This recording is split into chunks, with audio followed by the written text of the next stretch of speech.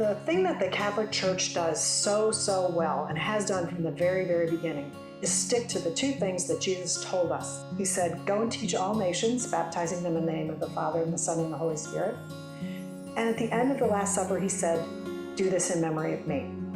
Anybody, if God came and stood right in front of them, looked him right in the eye and said, please do this. If God did that, you would say, yes.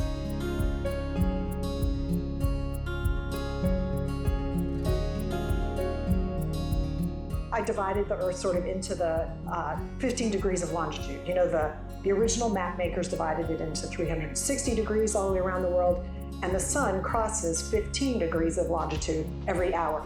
So I just divided it that way and said, okay, are we really worshiping the Lord every hour of the day all the way around the Earth? So I literally went through each of those separate 15 degrees of longitude and looked up what land was there, and then I would find Rapa Nui, which is what we now call Easter Island, and I would put it into Google and I'd say, Rapa Nui, Catholic Church, and boom, up it would come. So I'm sort of getting from this collection of pictures in my head that we're really saying Mass all around the world in every different language, including some of the most remote places on Earth. And I thought, well, I wonder if anybody's telling this story. So I spent a year in discernment.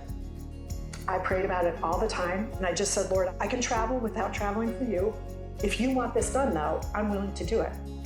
And there's a stunningly beautiful line in the Eucharistic prayer where the priest says, you never cease to gather a people to yourself, so that from the rising of the sun to its setting, a perfect sacrifice may be made to the glory of your name. And I thought, well, that's the story. Every single thing in the Nicene Creed is in there.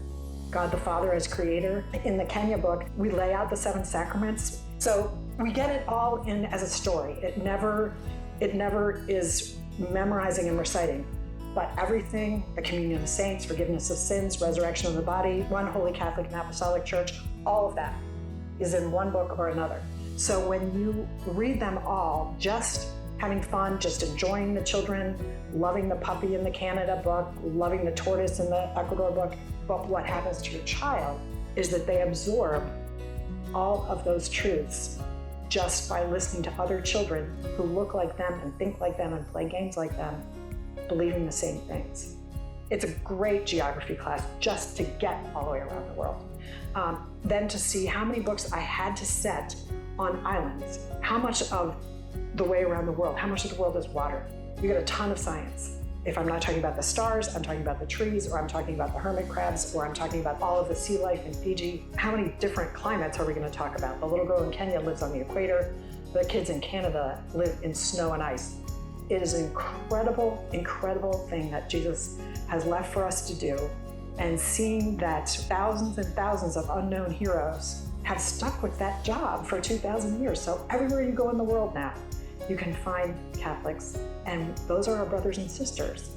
So that's what I'm trying to do, is to bring it to your imagination and your heart that all of the other children in the world are reaching out to the child reading this book and saying, I think we would be friends.